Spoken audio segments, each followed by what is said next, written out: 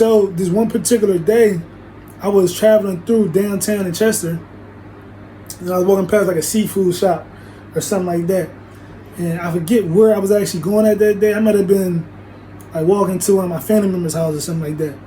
Like, I was like walking home or something, or walking to my aunt's house or something. And like Meek rolled past me with the window cut down in a red Buick. Mind you, when I was at the prom in 2014, I was driving a silver Buick. I was driving a silver Buick LaCrosse. But when he pulled past me, when he was supposed to be in the Chester Penitentiary, he rolled past me in a red Buick, like a Buick Century or something like that. And he dropped the window, and, you know, we kind of like locked eyes and had eye contact. And then he kept it moving. I guess he went back to the state penitentiary where he was supposed to be at. So I was like, when I seen it happen, I was like, so what is this, El Chapo or something? So I kept it moving, you know, I ain't speak on it or whatever. But, you know, it was just one of those moments, you feel me? Like, I don't know what's going on, but he all of this, you know what I'm saying, is already on record. Like, you know what I'm saying? The Off the Corner song was about me. I'm the ghostwriter. I didn't get paid for it. 2014, when I got arrested, I had Pumas on. Meek Mills ended up signing a Puma deal. 2014, I get arrested. 2015, I come home, and Meek Mills still the tweet on my Twitter, dreams worth more than money. So now, he go double platinum off the album that's basically I ghost wrote. I'm the ghostwriter for the album, but I didn't get paid for it. But I'm going through all these indictments, getting arrested, parole, this and the third. Now, 2017 come, a Merlino top walking past me in the mall while I'm sitting down discussing my fashion line. Right? 2017, 2018, Meek Mill get arrested in New York, apparently, allegedly, for popping a willie. Right? When he get arrested for that, I'm walking through Chester to go to a family member house, something like that, and he ride past me in a red Buick Century with the window cut down, right? But I was the prominent Buick LaCrosse though, a silver one though. So all this is right, all this is weird, you know what I'm saying? So now, as that's the case, when I seen ride past me in Chester, you know what I'm saying, in a red Buick, he's supposed to be in a state penitentiary. A couple months go past, he got released. So now it's about 2018 or something like that, and in the process of like me and Arab and all that, trying to like get signed or, you know, like do some music and stuff like that with him, everything like that. We was basically talking like that, like he was trying to bring me on board.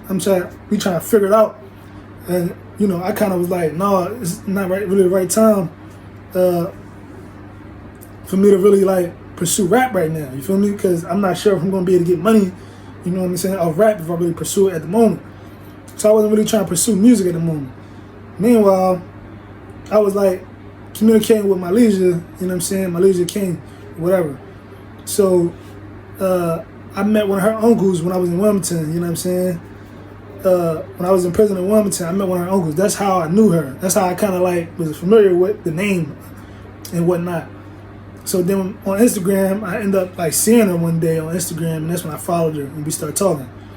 So in the process of me and her like talking, we you know, trying to figure out, you know, what's going on, and I'm trying to tell her like, you know, I want to start kind of like I wanted to use her image, you know what I'm saying, or like a picture of her for like one of my t-shirts. So, and stuff like that, and write poetry about her and all that. So as I was telling her, I'm pitching that idea to her, it didn't work out, but she ended up inviting me to like one of her, she was like releasing an EP, and it was like I forget the term, but it was like for her EP release and stuff like that. So she invited me, and I go and everything like that. So in the process of that, it was like around that week or two, my leisure having like a EP release party or something like that. I met her mom and the producers and stuff like that she's working with. So that was all cool and everything like that. So in that same week and stuff like that, Merlino D. Rudes was having this is Meek Mill's baby mother. So around the same time, my leader had had invited me to her EP release party with her mom and all of them. You know what I'm saying? It was like in that week or two, Merlino D. Rouge was like promoting her clothing store opening, a grand opening for a clothing store. So, you know, since it was like fashion and everything like that, I just felt like I'm gonna pop up. So I popped up. So when I pop up, you know, I'm kind of like, you know, chilling, you feel me? But I go to the grand opening, and it was just so happened. It was like perfect timing when I walked in to the store, you know what I'm saying, where they was having a grand opening. It was like a lot of people outside, photographers and everything like that. And we walked in, it was like a lot of people in there and networking, mingling, and, you know, the showcasing was going on and stuff like that. She was coming out the office, Merlino D. Rouge, or Merlino was coming out the back room, the back office, and when I walked in, she kind of like turned around and ran from me. So I was like, all right, what the hell? I didn't know why she turned around and ran from me. I was like, what the fuck? You know what I'm saying? Excuse my language and all that. But I walked up and I was like, damn, that was cool. I was like, all right, say no more.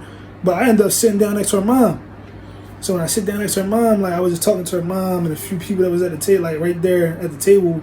And, you know, me and her mom, we had a few words and we was talking. And I was just, you know, soaking it all in, like chilling, you feel me? Like I didn't feel no type of way that she turned around and went the other way when I walked in. Like but she physically kind of like jogged away, like ran away, like type joint. But I didn't feel no weird way about it, you feel me? I just was like, all right. And so I sat down next to her mom and we all kind of started talking a little bit. I asked her a few questions about Merlino D. Rouge and everything like that. So now after that, I kind of left and all that. I'm just saying this, the whole idea of what I'm getting at is how some of the people in the industry been stealing my stuff. How I'm the ghostwriter behind a lot of their material and I'm not getting paid for it. You know what I'm saying? Now I'm doing my own music, Meatball Money Music, Zera Brand Records, Zera Brand Monopoly Records, and I'm not getting any streams for the music. You know what I'm saying? So it's like, okay, what's going on here? You know what I mean? So again, we got these cases in Camden County, New Jersey, and again, I got the FBI number. I'll put it below the video and everything like that. You know, it's just been a ridiculous 10 years or so to speak. A ridiculous 10 years dealing with you know, a corrupt government situation. You know what I'm saying? A corrupt RICO situation. You know, and you know, the funny thing about the RICO Act is it's built to you know, stop or target people that's allegedly running an illegal business without paying taxes, right? And stuff like that. But you know, I mean, it's like I've been dealing with an illegal RICO Act, an illegal RICO scenario where the government and these informants and certain companies in these industries have been stealing intellectual property and physical tangible property from me, but they're making money and I'm not. So now it's like, okay, if you're a United States citizen, how do you file a RICO case on someone that's stealing your intellectual property or something tangible from you, right? Now, I guess you would say that's called copyright infringement or something like that. So, as well, 2017 on Facebook, you can go back at my old Facebook, Zera Brand on Facebook, ZERA dash, or you can hit the space bar and put brand, Zera Brand on Facebook, right? And on that Facebook, I'm the first person that said smirk. You know what I'm saying? Like Z smirk. You feel me? On a hashtag. Now, Lil Dirt. You know what I'm saying? He done went and put it all on 100 CDs and made money off of smirk. You know what I'm saying? So that's the whole point. It's like these industry rappers in the industry and, you know, the government with their confidential informant programs, their witness protection programs, you know, it's just out of hand, you feel me? And how do you file a RICO indictment against them when they're doing something like that to you? You know what I'm saying? Like, how do you file a RICO indictment against the government when they want to steal everything from you, but they don't want to pay you?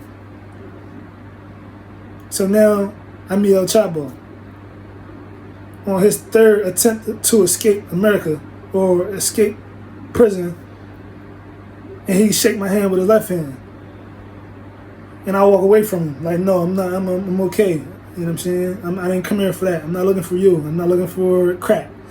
You know what I'm saying? So all of this is in the aftermath of what's going on. So now in 20 what is it? 20 what was it? 2018 around the time Meek Mills got arrested and all of that for popping a willie, allegedly, supposedly, all of that. I'm getting badgered.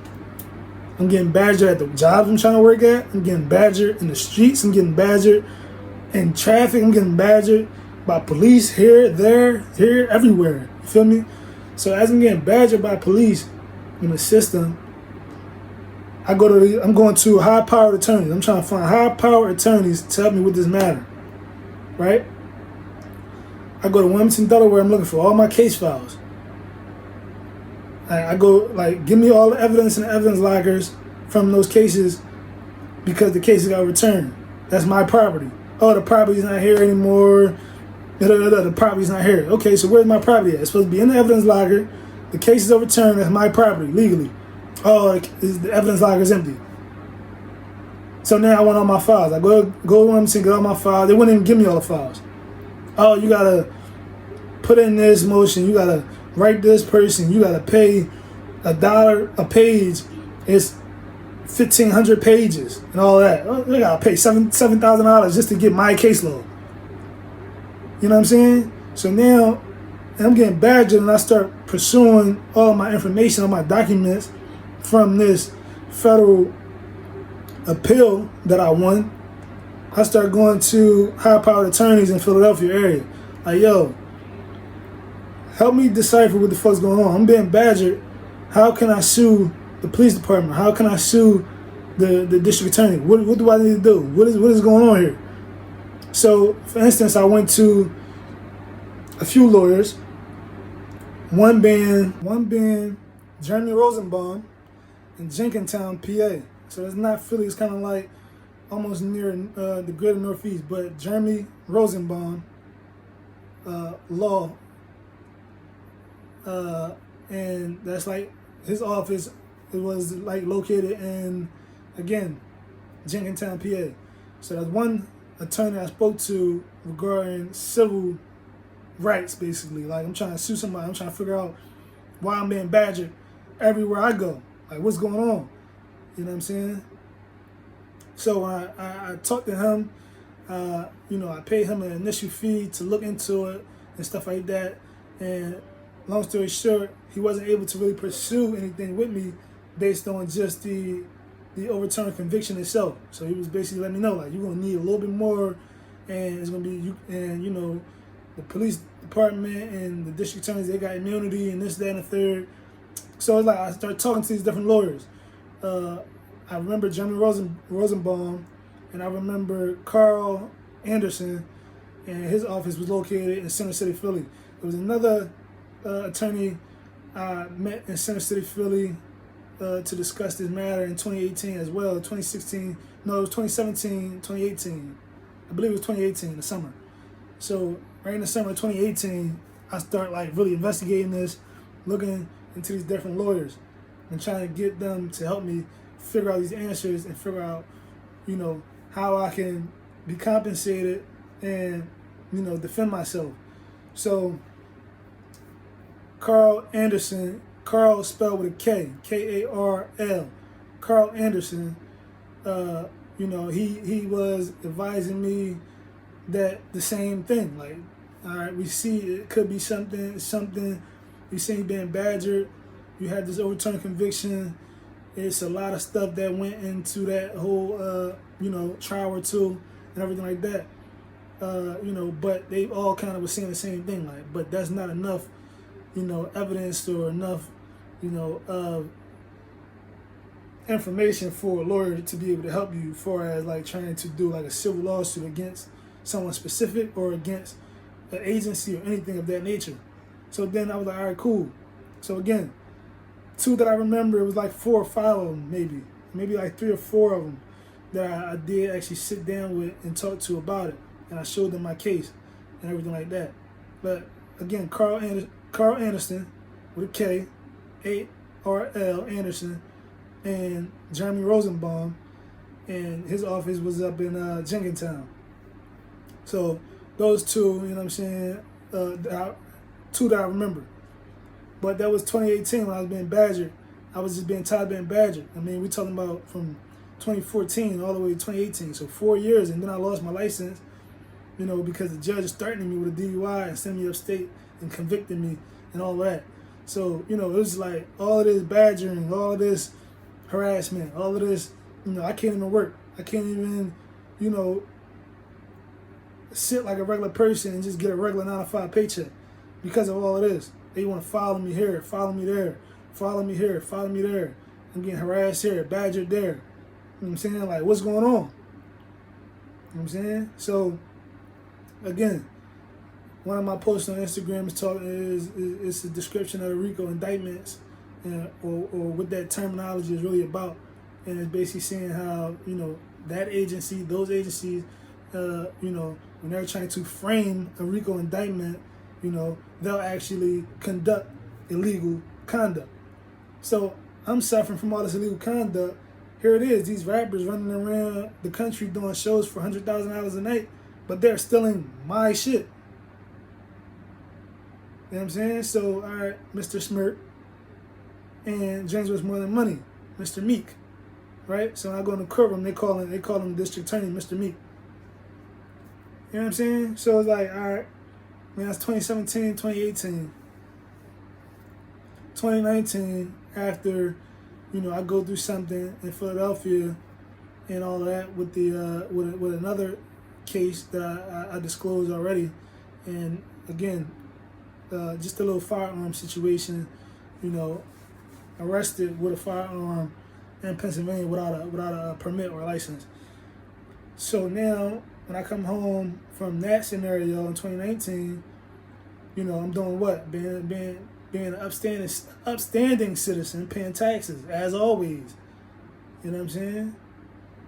And long story short, at the end of 2019, 2020, look, I'm approached by a Chapo when I'm trying to go find another lawyer because of the death of my dad, you know what I'm saying, in a prison facility. You know what I'm saying? So here go a Chapo approaching me, trying to get me to hop on a jet and all of that and flee to Mexico with him or something elaborate like that. But why would I? You know what I'm saying? When it's like all of that, you know what I'm saying? It's like, you know, I wasn't interested in that scenario. I wasn't even sure what that scenario was about, technically, at that moment. You know what I'm saying? I had to sit back a few days later and kind of like really realize, like, he just kind of offered me that, you know what I'm saying? But, you know, again, Zero Brand Monopoly is a positive seed that I'm planting into the universe for the future generations, right? That being said, you know, again, I already touched on it, but, you know, all you want to be cautious and, you know, careful. And again, just stick to who you are, be who you are, know what you want. You know what I'm saying? This is for the future. Know what you want, stick to what you want, stick to who you are, be who you are. You know what I'm saying? Everything is not a positive, everything is not for you. You know what I'm saying? So just be okay with that. So, my example is this guy approaching me, shaking my hand with the wrong hand at that. And at the end of the day, I know who I am. I'm okay with who I am. You know what I'm saying? I'm comfortable with that. I know what I want and everything of that sort. You know, so I'm okay with walking away. I'm like, no, it's all right. You know what I'm saying? Not right now. I'm kind of dealing with something else. So, because I'm trying to find a lawyer, you know what I'm saying, and all that. So now at that rate, you know, that's it. 2019, 2020, boom, right? Pandemic. So, but I just want to speak on Meek Mills and, you know, the Meek Mills, the Lil Durks, you know what I'm saying, and who else? A few other ones, you know what I'm saying? A few other artists in the industry, you know what I'm saying, that stole, you know, intellectual property, tangible, property, you know what I'm saying, for me and sold it and made hundreds of thousands of dollars or whatever the case may have been. You know what I'm saying? Whether that was going on tour, whether that was from streams, whether that was from merch they might have sold, or so on and so forth. You know what I'm saying? And again, these people are people, that I would probably be right if I considered them as confidential informants or, people that's entering witness protection programs and all that. Not because of me or anybody that's with me or next to me or people that I'm associated with or people that I like or know or my family or anything of that nature. They're from different cities. He's from Philadelphia. I'm not from Philadelphia. Lil Durk is from Chicago. I'm not from Chicago. They done with their own things in Philadelphia, Chicago, here and there. Meek Mills is in New York and here and there. Like, they want to, I don't know what they do in their personal life that, you know what I'm saying? But all in all, it's like, okay, what's the purpose? Like, what's the point? Like, if I'm gonna be a multi-million-dollar rapper and I'm platinum, gold, silver, whatever, on multiple different projects that I release, and I'm making hundreds of thousands from tours, what's the point of looking on Instagram at somebody that's stuck in the projects or stuck in the inner city and looking at their tweets and their Instagram and taking their exact words and putting it on the album to put it in front of millions of people around the world? But this person's stuck in a project. Like, what's the point? Only thing that makes sense of that nature, man, is like what Dame Dash said, culture vulture. Right? So maybe that's what Dame Dash meant when he was speaking about culture vulture. That's what that sound like. You just culture vulture. I'm a millionaire, I'm sitting in an executive office and I'm doing tours making $100,000 a night or $50,000 a night or $25,000 a night. I'm on Instagram looking at people that's technically still poor in the inner city. Oh, let me oh, he said what? Oh, let me steal that. All right, put that in the album. Oh, he tweeted what? Let me steal that. Let me put that in the song. You know what I'm saying? Like, you're just a culture vulture. But at the end of the day, that's rat technique. That's a rat technique. You know what I'm saying? That's a rat technique, man. So that's why it's like, I just want to speak on those guys. Those two specifically, but it's a few other ones. You know what I'm saying? I ain't going, you feel me, go all into detail. It's a few people that, they know who they are. And again, we can surf through my Twitter page, loyalty over everything. We can search through my old Facebook, Zera Brand. We can surf through my other Instagram, Zera Brand Empire. We can surf through my new Instagram, Zera Brand _. You know what I'm saying? Meatball Money, never broke meatball, man. We can surf through all of that. My old YouTube raps when I was, on the laptop, just breaking the surface and everything. And, you'll see how much material, you know what I'm saying, these companies, these artists, you know what I'm saying, etc., have been just very comfortable with stealing. You know what I'm saying? They're not paying me, though. You know what I'm saying? They don't want to reach out and shake my hand and, yeah, well, maybe and we can pay you $15,000 for that. Or we can pay you $1,500 for this. You know what I'm saying? Oh, you said that? All right, well, then we like that. Yeah, we can pay you $30,000 for that. Like, they don't want to reach out and pay me for what they actually doing. But here I go. I can't walk down the street, you know what I'm saying, with a fucking hood on my head. Police hop out cars, guns drawn. I'm getting searched up, flipped upside down, you know what I'm saying, and all that. But, they don't want to pay me for the fact that this dude just went on tour and made $3 million. You know what I'm saying? So it's like, I just want to speak on that, man. Like what's that about? You know what I'm saying? How do you file a RICO indictment against them for that? You know what I'm saying?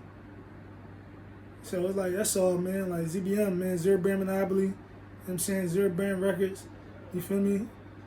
The trials and tribulations have been that deep. You know what I'm saying? The trials and tribulations, the public ridicule and everything and so on and so forth. But at the end of the day, it's just like, what's all that about? Why so much hate? What's the hate about? You know what I'm saying? Because I went to trial in 2014 and won? You know what I'm saying? Or because I started my own clothing fashion and then met Adrianna Hahn, one of the best D1 players in the Big East. You know what I'm saying? Like, what's all the hate about? Saying why everybody want to steal from me but they don't want to pay me? What's all that about? You know what I'm saying? So that's why I went to Jeremy Rosenbaum. So I went to Carl Anderson. You know what I'm saying? And a few other attorneys in the Philadelphia area. You know what I'm saying? To figure out this civil rights violations I'm dealing with. What is this all about? You know what I'm saying? When I asked these questions, nobody want to answer these answers. Nobody want to find those answers and figure it out. You know what I'm saying? So 2022 and 2021, you know, I catch these four cases or so or whatever, and here it is. FBI number ... I don't remember the number by heart, but I can drop it below at the end of this video. Now, okay, that's a good answer. That's a start. You know what I'm saying? Fast forward 5 more months, loss of more property, 1,000 or more poems, brand new clothes, and etc., phones, etc. Come home and everything's going well again for Meatball Money, the artist, because we dropped Ball of Pain 2, and then we dropped Superior Sadiddy 2. You know what I'm saying? So on and so forth. You know what I'm saying? Everything's going well, but again, what's all this hate for? You know what I'm saying? We go into this company, we go into that company. You know what I'm saying? And more of the same thing. I'm being badgered. More of the same thing. I'm being harassed. More of the same thing. I'm being discriminated against. More of the same thing. What's all that about? Because everybody want to steal from me, be like me, but they don't want to pay me though. You know what I'm saying? So what's that about? Everybody want to walk like me, talk like me, dress like me, be like me, rap like me, look like me, fuck like me, this like me, that like me. Nobody want to pay me. What's that about? You know what I'm saying? Everybody wants something from me, but nobody want to pay me. So it's like, okay, what is this? What, I'm trying to figure out what's that about though. Like, what's the answer for that? How do you file a RICO indictment against them for that? You know what I'm saying? But it's all right though, man. Like I said, we got the money sack right here, man. The money sack with the ZBM logo on it, man. AKA ZBM LLC. You know what I'm saying? And everything like that. We will find those answers. We will be exploring civil law more. You know what I'm saying? Like the criminal law was CMJ Esquire. You feel me? We very into criminal law. You know what I'm saying? Like I said, we can file motions to suppress, motions to sever. You know what I'm saying? We can file any of those motions. You know what I'm saying? We can go to trial by jury, trial by judge. We can request discovery. You know what I'm saying? We can do all of those things. We can look into a lot of things on the criminal law side of ZBM records. You know what I'm saying? On the side of ZBM structure, the criminal law. You know what I'm saying? Something that we offering services on the criminal law. So again, we looking forward to hiring clients for the criminal law side soon. And when I say hire clients, I'm talking about, yeah, you can hire me for the services, but as well, I'm trying to hire you. You know what I'm saying? For the criminal law. You know what I'm saying? Whatever you may be able to help me with. You know, because you think about somebody that's in prison, the police are saying, for instance, like my scenario, oh, you had a broken tail light. Oh, you ain't got no pictures. You ain't show me the dash cam. We ain't got no dash cam. We ain't got no pictures. All right, hire ZBM. Paralegal services. You know what I'm saying?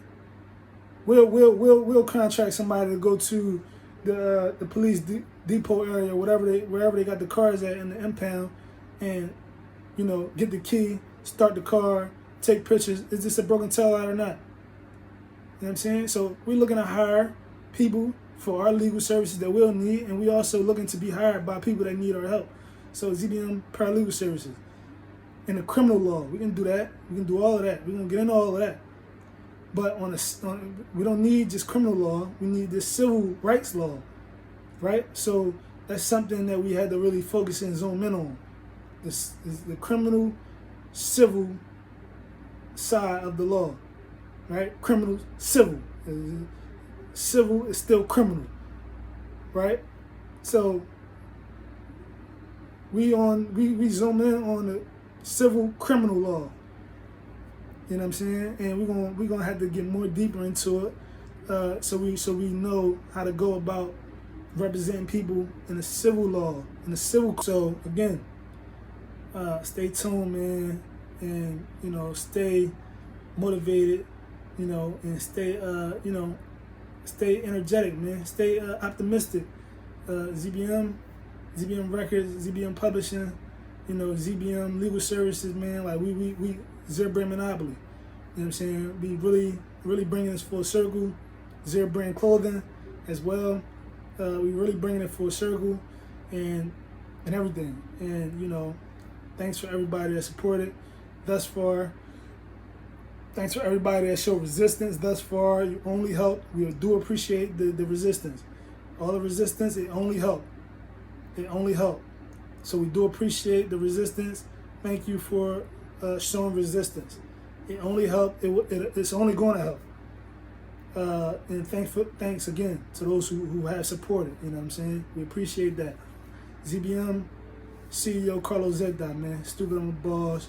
Again, this is for the positive, and we promoting this and we pushing this for the youth and everything like that. Again, whatever you have in mind, go after it. You know what I'm saying? Always be realistic, but never short yourself. You know what I'm saying? It's my message to the youth. And again, one last thought. I'm really a student to the game. You know what I'm saying? Like, I'm really a student to the game. So you see I'm wearing Motley Crue. You know what I'm saying? I'm a student to the music. You know what I'm saying? Like, I'm a student to the music, and I'm like, I categorize my music under hip hop, and then the secondary genre that I categorize my music under is like rock and roll, like, because it's just like it's quality music that doesn't really waver. You feel me? It's like it's quality music. You know what I'm saying? Don't really waver. You know what I'm saying? And again, it's like that. Like, a lot of my music, I bring like that up-tempo metal energy to it. You feel me? Like that hard metal, that rock energy is kind of like what I put into it. And that's just, it became natural for me to be able to do that. You know what I'm saying? But that's, the pain, the experiences. You know what I'm saying? The shortcomings. You know what I'm saying? Like, and the passion. You feel me? Like, so it's like all of that. I try to put all of it into the music, to whereas the sound, the quality, not just what I'm saying, but like how I feel, how it make me feel. Like, finding beats and using the right sounds, and then like creating the right energy to it. You feel me? Like the right sound. You feel me? Like, and it just happens that a lot of my music, it just give me that bounce. You feel me? Give me that, like, you feel me? You ever see like a person listening to rock and roll music, they might bang their head up and down, like it give me that vibe. Like, you feel me? I bang my head up and down the whole time listening to a song. You feel me? Like an NBM song though, like, and then play that joint 10 times in a row. You feel me? You know what I'm saying? Like one of them hard rock, hard metal kind of bands. You feel me? Like, and that joint hit. You feel me? Like you sit at a rock and roll concert or something, like people going crazy. Like, yeah, you feel me? Like you really feeling it. You feel me? Like it's really hitting you somewhere. You feel me? Like you really, the lyrics. You feel me? And then again the instruments.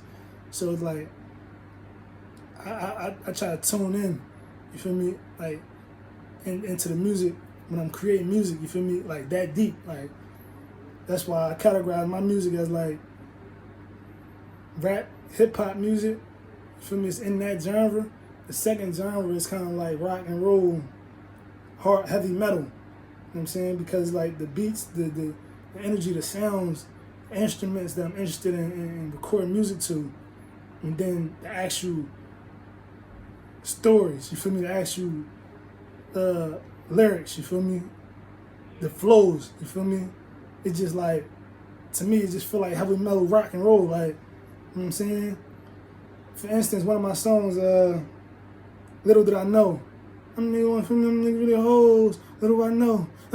Like the way I'm screaming on it, you feel me? The way I'm saying it, you feel me? The way the instruments, the way the beat, you feel me? The lyrics, you feel me?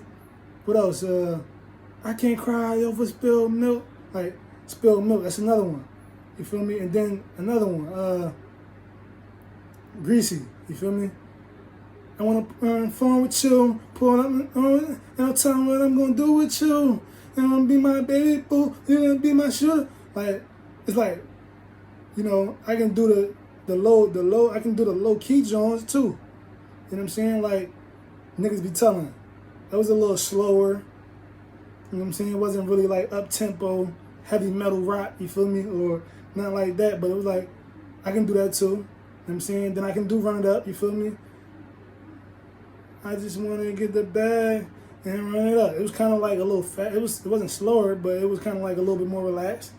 You know what I'm saying? So, but I think where I get the best, I think where I bring out the best art at is when, you know, I can really show those true expressions. You feel me? Where I can really, you know, bring out that, you know, the true expressions, man. I don't know how else to really express it. I mean, how else to really describe it, but like bringing out those true expressions in the music is kind of like where I really feel the most comfortable with, you know, my art. You feel me? Like, that's why I categorize it secondarily as like rock and roll heavy metal, because, you know, when I'm bringing out the truest expressions, you know, and I'm really like putting all of that at the same tempo with the actual sound of the instruments and the beat itself, you feel me? It's like, I feel like that's like my own version of like heavy metal rock, you feel me? You know what I'm saying? But, you know, again, you know, so this shirt just made me remember that detail, you know what I'm saying? Like, so you hear like an NBM song, you know what I'm saying? Like, even if you go into like, I need all this guap, cause these people keep hating. Bus, train, plane, either way, I'm getting to.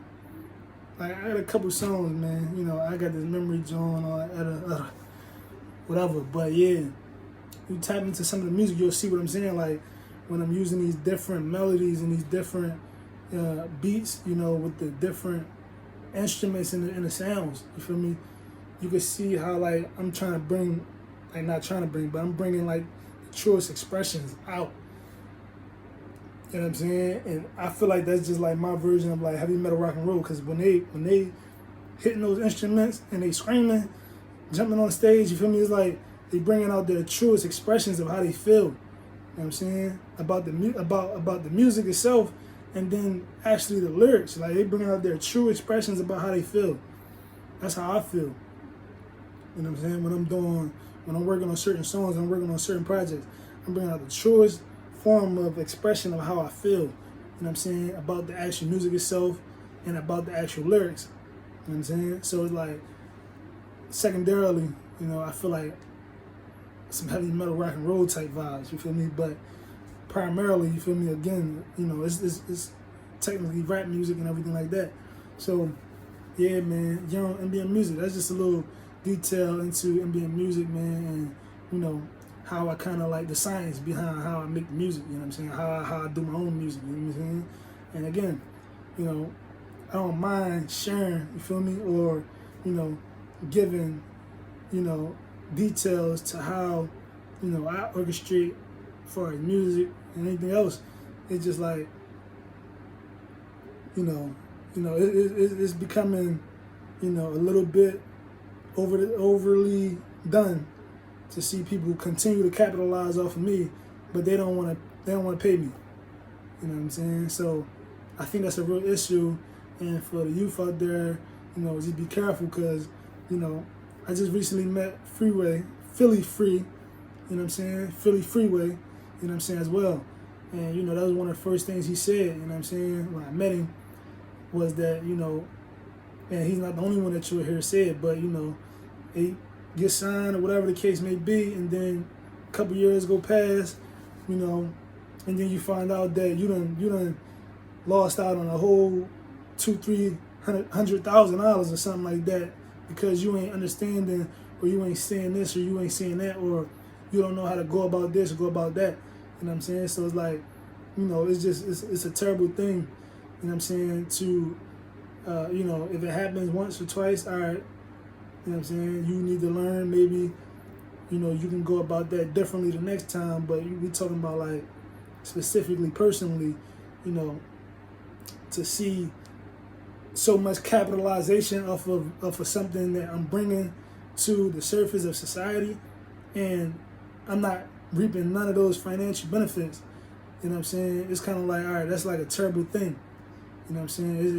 It's becoming a little bit over the top now, especially when all the pressure is still in your hand, all the pressure is still on you. You know what I'm saying? Like, so, you know, at that rate, you know, we want to encourage the youth, man, to be mindful of, you know, your actions and what you do, you know, and be mindful that, you know, everything is business. Like, you are a business. And one of the guys, Clinton Sparks, when we was working in one of his workshops in 2022, you know, we had reached out to each other. I had reached out to him, and, you know, we kind of spoke a few times, and that's what he was talking about in his workshop. You know what I'm saying? Like, you are a business, you know, everything like that. Be mindful of that, you know, and conduct yourself like that. So, you know, for the youth, there's just some pieces right there. You know what I'm saying? Like, just keep in mind, like, you really are a business. You know what I'm saying? Whatever you do, you know what I'm saying?